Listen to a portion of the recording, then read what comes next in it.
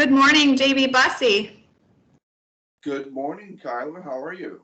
Good, how are you? I'm great. It's Good. a wonderful morning in early September. Yes, it's a little rainy here today. Good, great way to bring in the fall, I guess. I'm just drinking a little coffee with you this morning. I've got my loft mug. Oh, you do? There you go. I love it. Cheers. Cheers. JB, so our topic today is one that has become such a talking point in our country, in our culture, specifically at LOTH. But we are hearing more and more from the experts and leaders that this emotional well-being, mental health awareness is just such a key point to life in general, and especially if you are a business leader and trying to lead your folks through this time and how it might affect us in the long term. So thank you so much for being here today and opening up about this topic. Glad to be here, Kyla. Do you want to introduce yourself and give us a little bit of background and how long you've been the owner of LOTH? Sure. So I'm JB Bussey. I'm the CEO and Chairman of LOTH, and this is actually my 30th year. It actually started with me Business Interiors, but we've been in LOTH for a long time, and it's really kind of an exciting year and yet a traumatic year. Started out as like, oh wow, I'm celebrating. Remember, we were celebrating my 30th year. Yeah, that's right. Owning my business, and next thing you know, we went into COVID. Yeah, so true.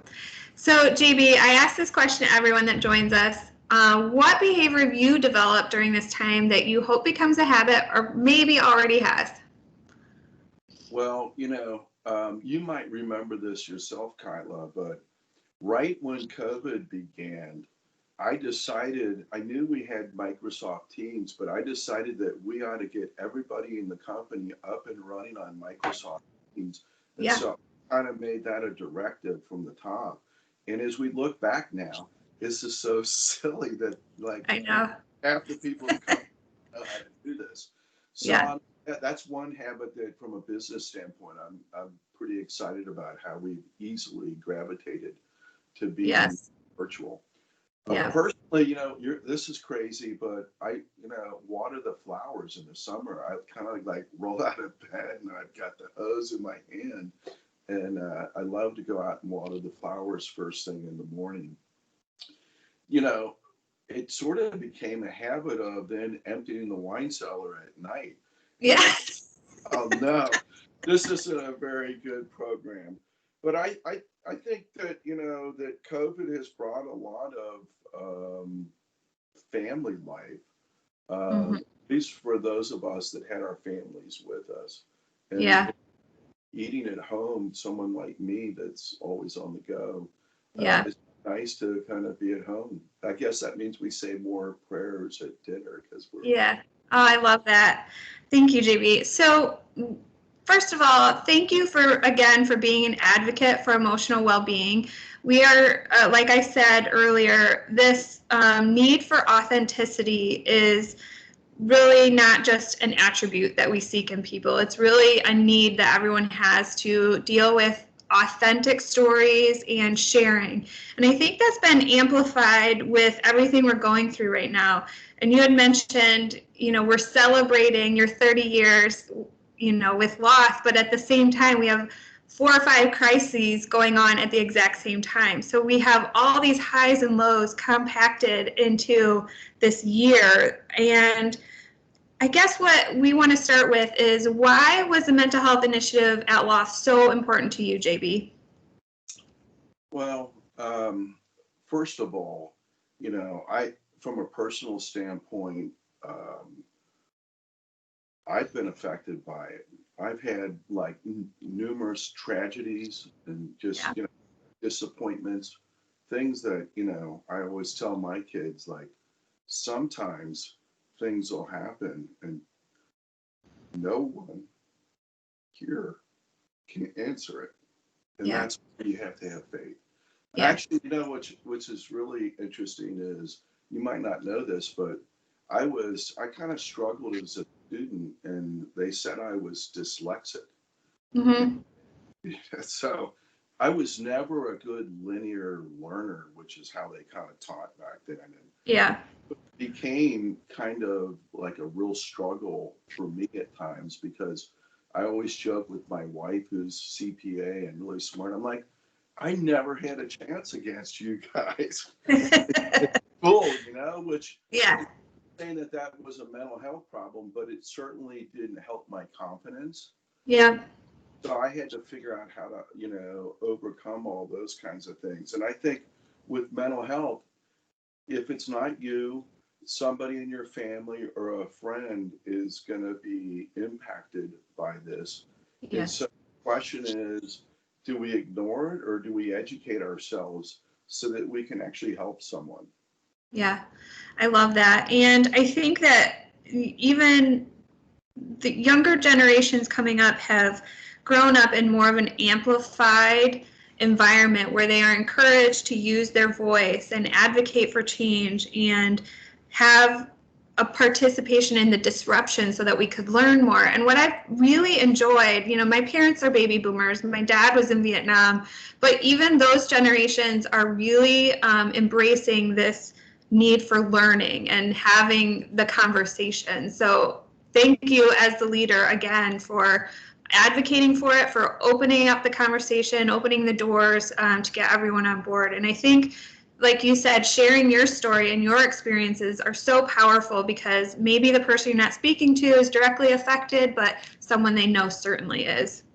Well, you know, and I would add, I'm also on the Hamilton County Addiction Recovery Coalition, which actually started out as the Hamilton County Opioid and Heroin Coalition. But the ironic thing is, heroin, it's not even heroin anymore. Everybody's dying of fentanyl.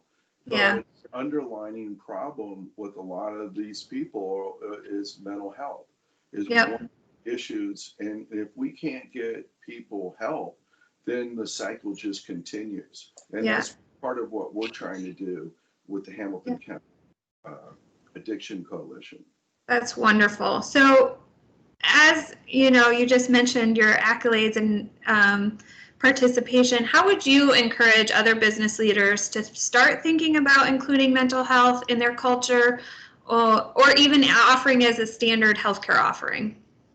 Well, so for us, I think it was being, you know, started out by being realistic. 1 in 3 people are, you know, impacted by some mental health. Yeah. Studies show that it's, you know, 3 times, the cost is 3 times more to help people with other issues that are plagued by mental health issues that can be solved or Right. treated. And so, you know, I think as part of, you know, our commitment to our employees, which are, you know, I think most businesses, they should be the top asset, that, you know, making sure that we're getting the most out of them by also recognizing that everybody's plagued some way or another by mental health. And if we can stop some of the old stigmas and stereotypes, and we can actually educate people like what we're doing. And, you know, quite frankly, we're doing this because of, thanks to the Linder Center and Tier 1 Performance for bringing this program to us. It's Yeah. really, they did the groundwork, and, you know, it's been easy for us to adopt, but it's really start a conversation is something that I would encourage everybody to look into, not only businesses, because as you know, it's a family thing. So, Yeah. you know, we've got to take it home too. Yeah. So I think historically, mental health was really self-managed. So if you had that sort of need, it might be covered by your insurance, but it was really under the individual's umbrella to take care of, to seek treatment, to find help. But we have seen this huge shift over to the company participation, not just support, but participation. And you mentioned the program that LOTH has started with the Linder Center of having active training and information sharing so that people really understand the mental well-being and the mental health, the things that can be categorized in that way that maybe you didn't think fell into that bucket, or even just learning about things that might be going on with your coworkers or your family members. I love that you mentioned that it's a family, because we've had many conversations with researchers and sociologists saying that work and life aren't separate anymore. It's just life. And so many of these things are worming their way into each other on a daily basis. And mental health is one of those. You don't leave your mental health at home when you go to work, right? So really supporting it on a holistic level, I think, is tremendous. Yeah, and I think that, if you really think about it, when somebody that's close to you has a bunch of drama going on, you could end up just being sucked into it right with them, right? Right. And sometimes it's the same people over and over, which, but yeah. So what is the future of LOTH Wellness? What do you hope this leads to in our culture? Well,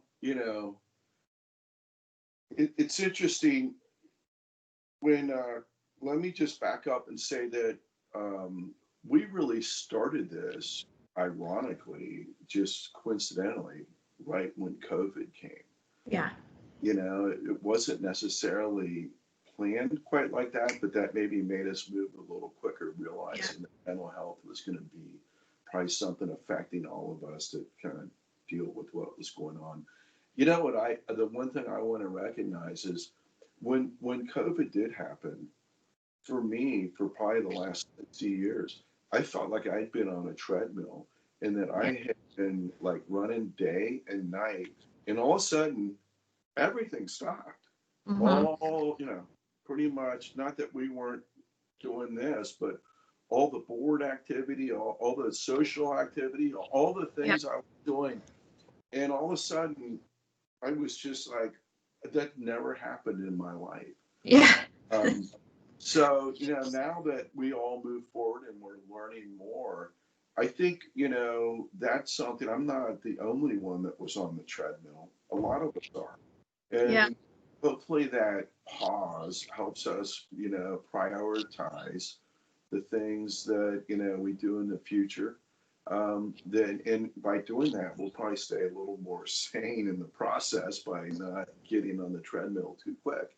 Yeah. And, I think as far as how I see mental health playing out in the future with LOTH, I think we're going to continue to educate ourselves, because it's probably a journey. We can't just start a program and think we've done it and it's over with. Right. It's it's like quality. It's a program, it's a journey, and we're going to continue to learn, and hopefully our communities continue to learn, because that was Chris Backus. The communities continue to learn together, because it's really, part of our overall role. And there's a lot of people angry out there right now. And that's one of the kind of most concerning things. Not only angry, maybe in our own city or country, but around the world. Mm-hmm. And, so hopefully we can get some, well-balanced people. And if we can help people be more balanced, then we can get more productivity out of them. They'll be better, not only better, associates, but they'll be better parents and better partners and better friends. Yeah. I heard this quote last week, and this fits in perfectly with what you just said. We're not reaching for normal, we're reaching for better. And I think that sums up exactly what you just went over, JB, that we are learning so much along this journey that we've got to become better when we get out the other side. Exactly. Yeah. We don't want to get back 100% on that treadmill. Boy, it was good. But we might gain some more skills to know when to take a break from the treadmill. Yeah. And, on the flip side, I'm very antsy about, where things are. I want things to move quicker. Yeah. I'm, probably like a lot of business owners in that this is a challenging time to wrestle with, how hard do we push, or it's just unknowns. But what's, kind of the really thing that does help all of us get through it is everybody talking about that. Absolutely. How are we going to get through it? I can't sit here and solve it at 4:00 in the morning by myself. Yeah, takes a team for sure. Well, JB, thank you so much for sharing with us this morning. It's been a pleasure to have coffee with you. And one more. Cheers. Cheers. Kyla, thanks for doing this. Thanks for really your leadership in this whole series. It's been really a lot of fun. Yeah. And I'm glad to be able to participate and honored that you were all part of the LOTH team, and hopefully everybody stays healthy and safe. Cheers. Agree to that. Thank you again, JB. Have a wonderful day. You too. Thanks.